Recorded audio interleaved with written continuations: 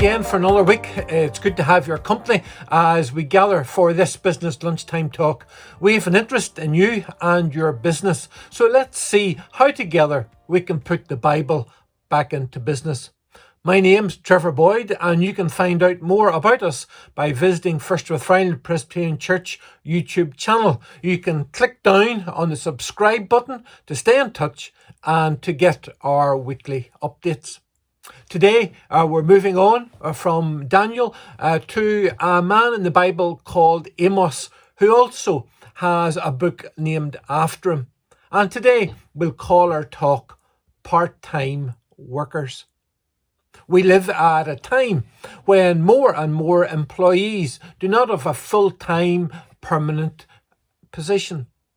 There are an increasing number of people who construct a week's work by joining the hours from 2 or even 3 different jobs together.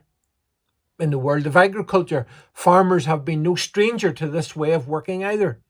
For generations, many of them have worked their farm and worked part-time somewhere else, or developed a business sideline such as engineering or building, etc., depending on what they were handy at. This man Amos that we're thinking about, he was a sheep farmer. He lived in a place called Tekoa in Israel, and there's a man, Dr. Adam Smith, who said, "The men of Tekoa looked out upon a desolate and haggard world. There is nothing but the blackened ground left by these nomads and vagabonds of the desert who moved throughout that area." So it wasn't a very prosperous or well-to-do patch that Amos came from. And Amos, like the part-time farmers, he supplemented his income from sheep by looking after some sycamore trees.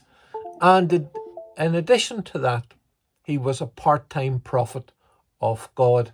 So, to set our scene, we'll read from his book, Amos, and we'll go to chapter 1, and we'll read verses 1 to 5, and that'll give us a wee bit of a flavour to work on. It says, "The words of Amos, who was among the sheep breeders of Tekoa, which he saw concerning Israel in the days of Uzziah, king of Judah, and in the days of Jeroboam, the son of Joash, king of Israel, 2 years before the earthquake. And he said, The Lord roars from Zion, and utters his voice from Jerusalem. The pastures of the shepherds mourn, and the top of Carmel withers.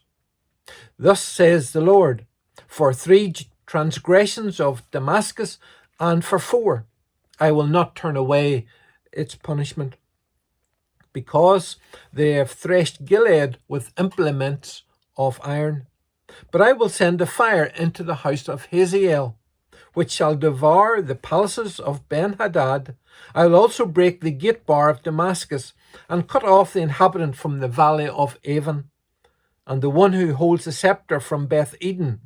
The people of Syria shall go captive to Kir, says the Lord." So we'll finish there at verse 5 today. Amos lived at a time of relative peace and great prosperity, but the people neglected the laws of God. And Amos came along and he spoke out as a prophet of God against this increasing disparity, not only of neglecting the laws of God, but this disparity between the rich and the poor. And there's nothing new in that. We hear that argument and debate today. His major themes were justice, God being all-powerful, and that divine judgment was coming. Amos, we could say, was the country preacher who came to town. And over the next few weeks, I hope that we can get better acquainted with Amos. And just like any customer that comes in to your premises, any sales rep, a manager or boss, when you get more acquainted with them and get to know them better, you start to see another side. You start to see that they are human after all. And so we want to understand Amos better and his prophecy better. And we will find that Amos, he was born in a place called Judah, which was in the southern kingdom, or the southern half of the nation of Israel. But he then crossed the border from the south into the north to be a prophet to the northern kingdom. And we're well familiar on the island of Ireland with the north and the south and the border and crossing between the two. So Amos was born and lived in the south and came up to the north to be a prophet. His message was delivered in a place called Bethel at the King's Chapel.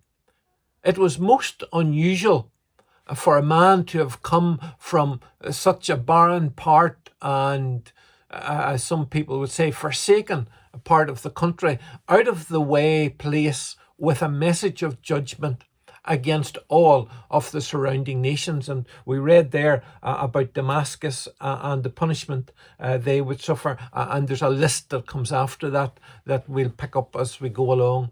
Amos was a man that may have come from a backward, forsaken place, but he was a man who had a world view. He wasn't inward looking, he wasn't parochial, he had the broad picture. He could see beyond the desert of Tekoa, beyond the affluence of Israel. Amos could grasp the big picture and God's plan for the present and the future, for not only Israel, but for the entire world. All of this makes, as the Americans would say, redneck or hillbilly Amos a most remarkable man. The name Amos actually means burden or burden bearer.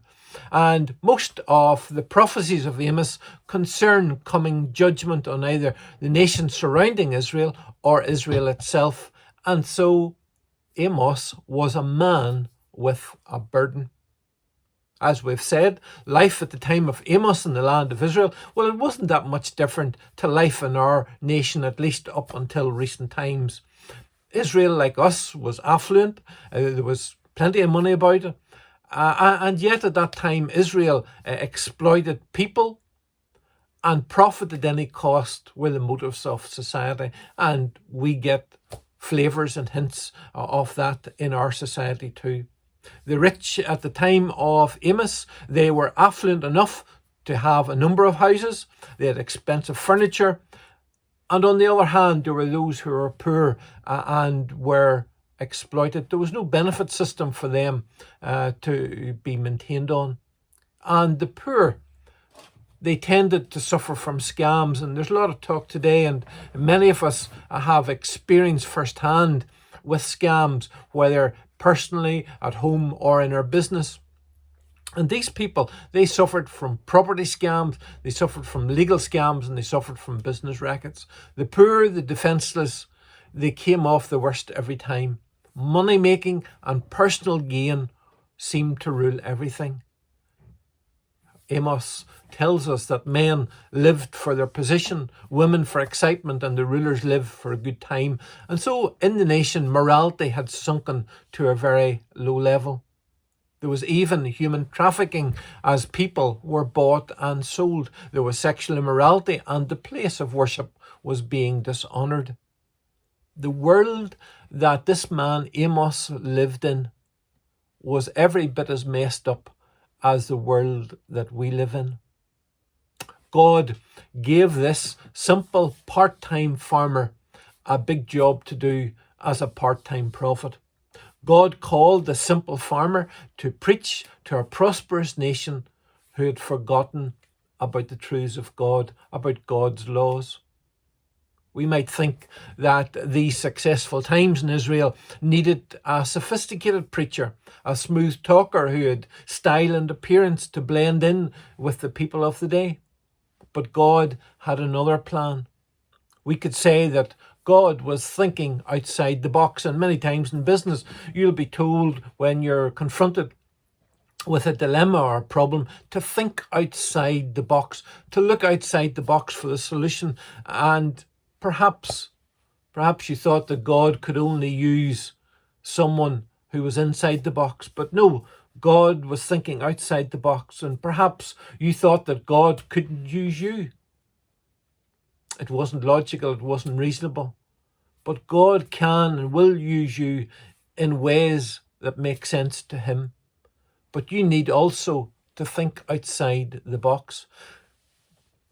Remember that working for God, following God, the most important thing is to know the call of God in your life. Not only could God humble people like Amos, but he specializes in it.